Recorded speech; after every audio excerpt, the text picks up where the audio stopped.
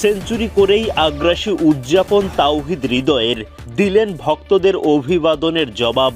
এরপর মহান আল্লাহ তাআলার শুকরিয়ায় লুটিয়ে পড়েন সেজদায়। নোয়াখালী এক্সপ্রেসের হয়ে মোহাম্মদ নবীর পুত্র হাসান ইসাখিলের সেঞ্চুরির পর রংপুরের হয়ে হৃদয়ের ব্যাটে শতক, তাতে বড় পুঁজি গড়েও রংপুরের বিপক্ষে আর জেতা হলো না নোয়াখালীর। নোয়াখালীর দেয়া 174 রানের লক্ষ্যে ব্যাটিংয়ে নামে রংপুর রাইডার্স।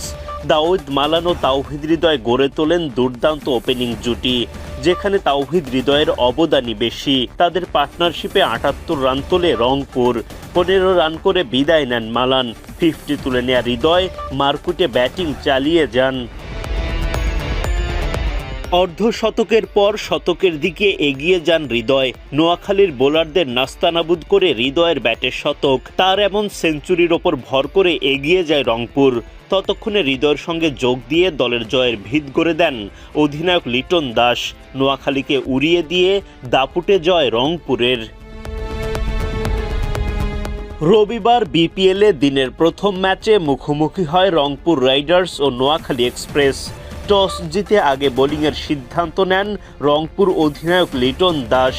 নোয়াখালীর হয়ে ইনিংস শুরু করতে নামেন হাসান ইসাখিল ও রহমত আলী। নাহিদ রানার বলে উইকেট হারান রহমত, 10 বলে 9 রান করতে পারেন তিনি। আলিস আল ইসলামের বলে উইকেট হারান জাকির আলী অনিক। অনিকের ব্যাট থেকে আসে মাত্র 3 রান। দুই পার্টনারকে হারালেও শক্ত হাতে দলের হাল ধরে রাখেন হাসান ইসাখিল, তুলে নেন 50। শুরুতে নোয়াখালী এক্সপ্রেস একেবারেই ধীর গতিতে রান তুলতে থাকে।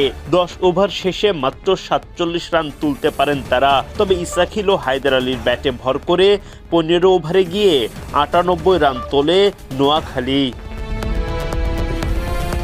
হায়দার আলী এক প্রান্ত থেকে রানের গতি বাড়ান, ওদিকে মোহাম্মদ নবীর পুত্র হাসান ইসাখিল ছক্কাচারের ঝড় তোলেন। ধীর শুরু পাওয়া নোয়াখালী তখন দাপটের সঙ্গে এগিয়ে চলে।